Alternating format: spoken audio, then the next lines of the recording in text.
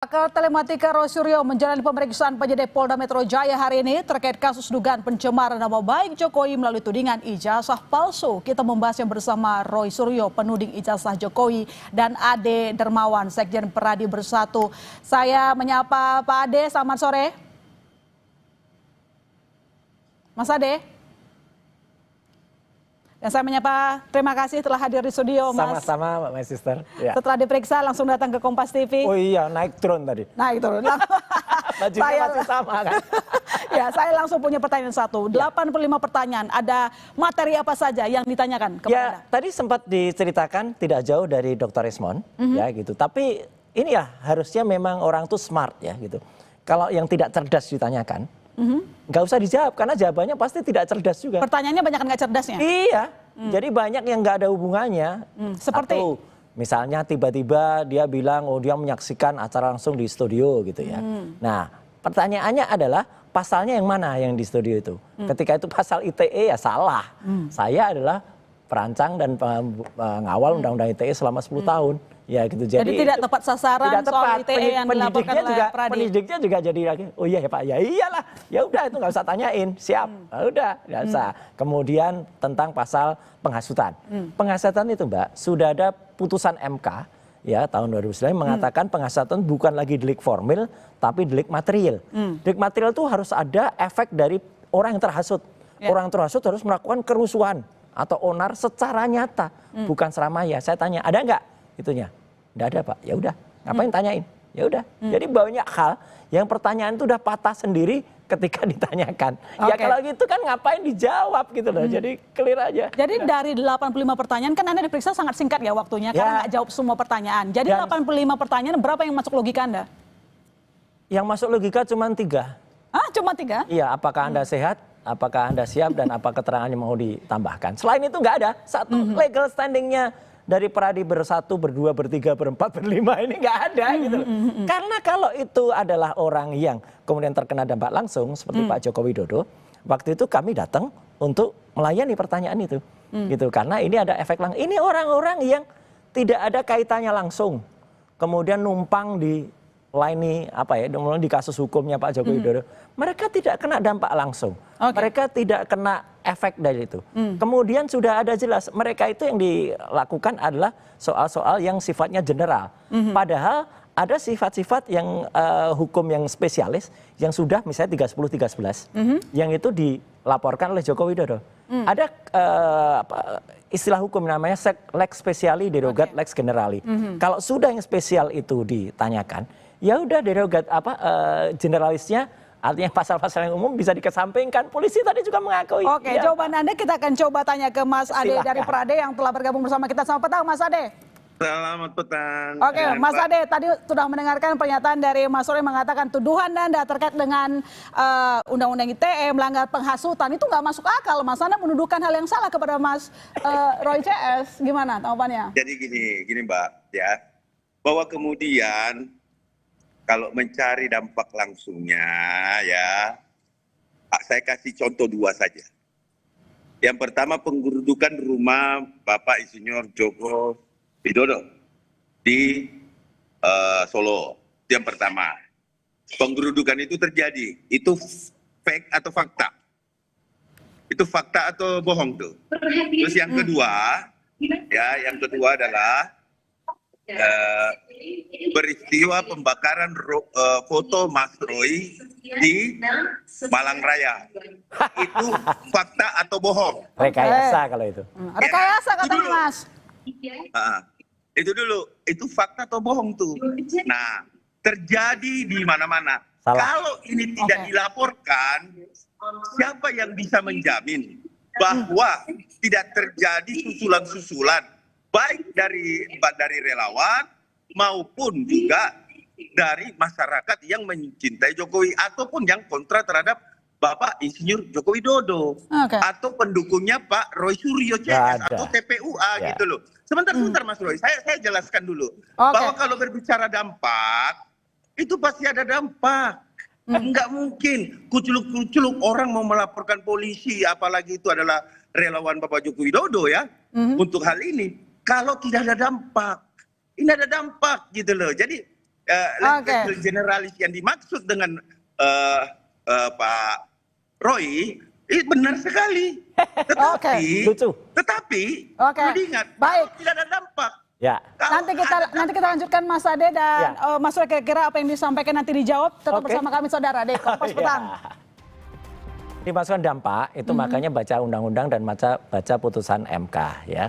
Jadi yang namanya dampak kalau itu pasal penghasutan adalah pasal yang bukannya delik formil atau harusnya material adalah apa? Ada orang yang terhasut dengan apa yang saya katakan. Kemudian ketika terhasut dia kemudian melakukan penyerangan terhadap Pak Jokowi. Membuat kisruh gitulah. Kisruh, tapi bukan dibalik. Kalau di Malang kan dibalik. Kelompok-kelompok mereka sendiri yang suruh ribut sendiri. Ya ini pola lama ini, pola-pola yang udah dikenal, senyum kita gitu. Nah, jadi itu nggak tepat gitu loh. Jadi kebalik, yang di Malang tuh kebalik. Maka tadi polisi juga ketawa aja. Ini kebalik Pak yang di sana ada. Lah iya harusnya kebalik. Yang kedua, ketika kemudian di Solo, pertanyaan saya adalah, Pak ada bukti nggak saya ada di Solo? Nggak ada Pak. Ya udah selesai. Jadi kalau Solo salah ditanyakan ke Mas saya. Ade gimana? Tidak ada yang terhasut kok dengan apa yang dilakukan oleh Mas Roy CS. Mungkin kalau yang lain terserah. Silakan. Jadi memang betul Bang Roy tidak berada di Solo. Iya. Semua meyakini itu Bang Roy.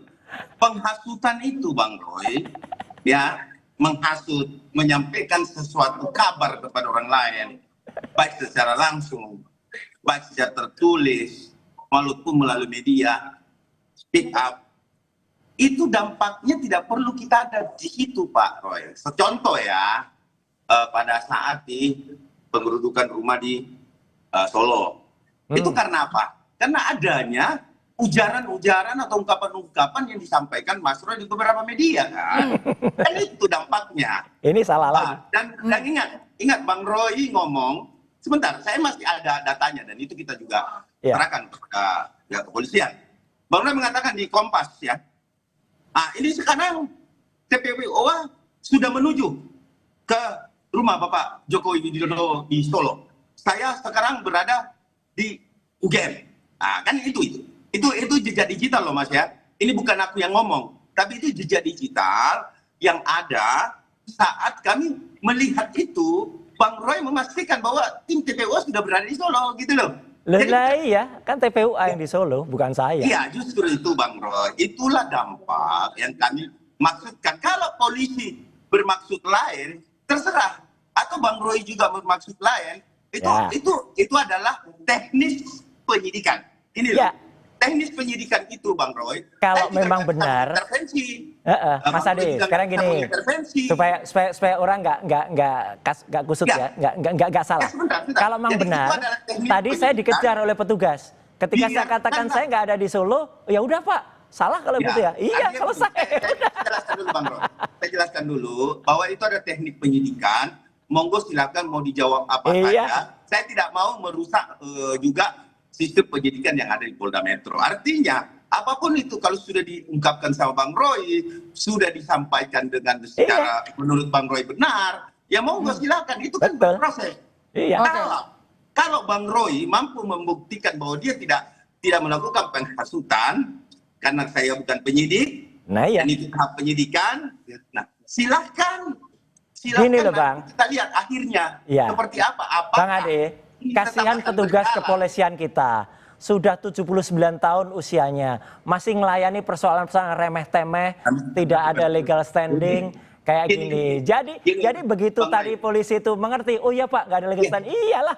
Jadi ngapain polisi lebih banyak ngurusin yang lebih penting. Ini giliran saya atau giliran Mas Roy ini? Ya sama, Mas kan udah panjang. Gantian. Menjelaskan begini Bang Roy. Bahwa kemudian penyidikan dilakukan secara profesional dan Bang Roy merasa bahwa di situ tidak ada pidana dan lain, itu haknya Bang Roy berbicara.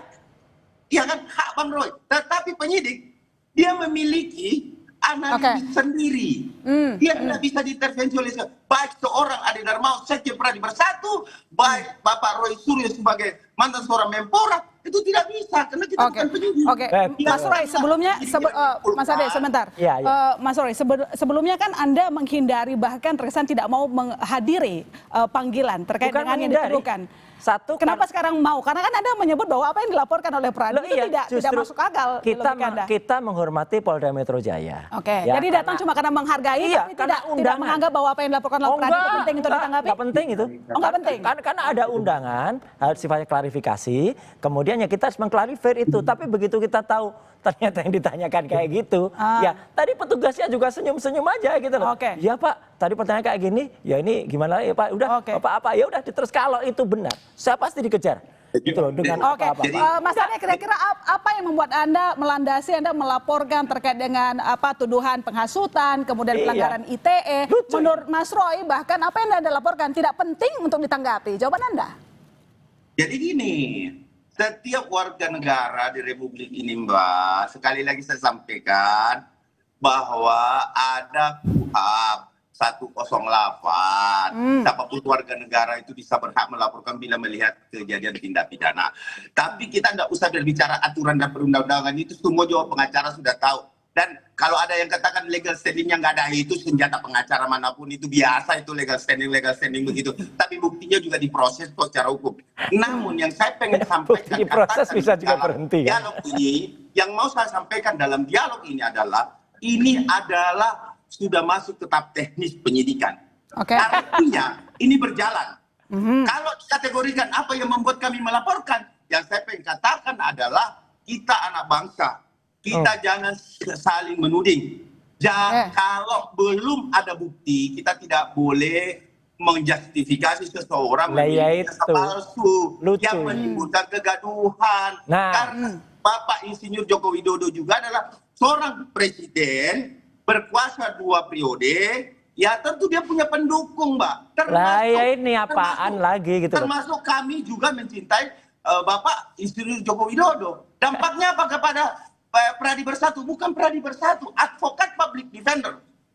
Itu apalagi itu public defender. Kami butuh sebentar, Mas Roy. Nanti dikejar lagi itu hukumnya. Memang untuk melaporkan hal-hal seperti ini. Kenapa kami tidak mau ada kegaduhan? Gak masalah. Kami tidak mau, Bang Roy, kalau kami tidak laporkan ini ke polisi, Bang Roy, yang saya takutkan, Bang Roy jalan tengah malam, kalau ketemu orang yang mencintai, ini contoh nih. Kalau ketemu orang yang mencintai betul-betul Pak Jokowi, terus Bapak disenggol dan diapa-apain. Ya nggak mungkin, ini salah. Yang ada di Malang tuh kita tahu siapa orang-orangnya. Saya sampaikan ilustrasi, bukan kepastian, Pak. Iya.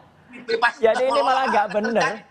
Kalau gitu negara NKRI ini tidak benar kalau ada pembacokan di tengah jalan. Oh, jasanya palsu. Bagaimana. Tapi Bapak sendiri tidak pernah. Makanya kita tunggu hasil dari nanti gelar perkara. Kalau ijazahnya palsu atau tidak. Itu harus dibuktikan dulu sampai inkrah. Begitu sampai inkrah baru bisa Polda Metro Jaya. Gak ngurusin yang remeh-temeh. Baik, pernyataan terakhir mungkin masing-masing punya sikap. Mas Ade, tadi disampaikan oleh Pak Egy. Mas Ade, tadi disampaikan. Karena kenapa? Dalam kondisi sakit pun dia datang, gentleman. Mana kita tunggu besok Rabu kalau datang. Ditunggu hari Rabu katanya Mas Egy ini terakhir Jokowi kita tunggu waktu punya pernyataan. Saya punya pertanyaan kepada Mas Ade. Mas Ade, tadi disampaikan oleh Pak Egy, harusnya kalau memang ini mau case close, kenapa nggak ditunjukkan saja ijazah aslinya dan selesai, bahkan mereka bersedia minta maaf. Kenapa nggak itu yang dilakukan? Itu yang diminta oleh RCS.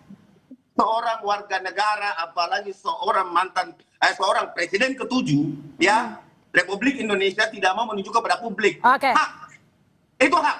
Kenapa? Itu juga ikut kita laporkan. Yaitu perlindungan data pribadi.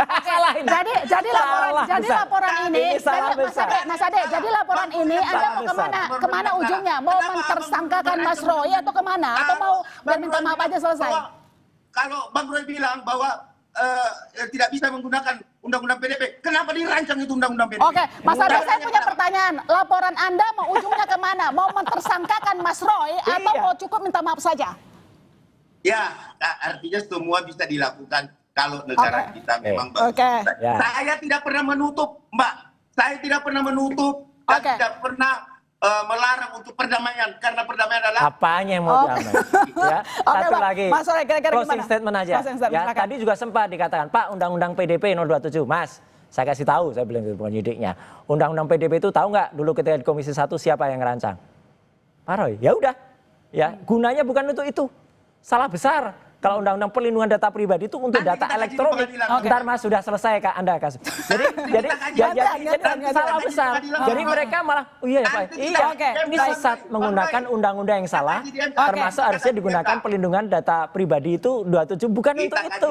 Kayak ITE itu digunakan untuk data elektronik. Jadi kalau saya kembali ke ijazah UGM sebenarnya kan sudah menyatakan bahwa ijazah itu asli. Buat Anda itu nggak cukup. Tunggu Nggak hasil cukup. pengadilan. Tunggu hasil Kita lihat. pengadilan, tunggu dan kita itu hak masyarakat untuk meminta melalui keterbukaan. Baik, kita tunggu babak selanjutnya. Terima kasih Mas Roy, terima kasih Mas Ade. Terima kasih Mas Ade. Kita lanjutkan lagi nanti. Terima kasih. Selamat petang. Terima kasih.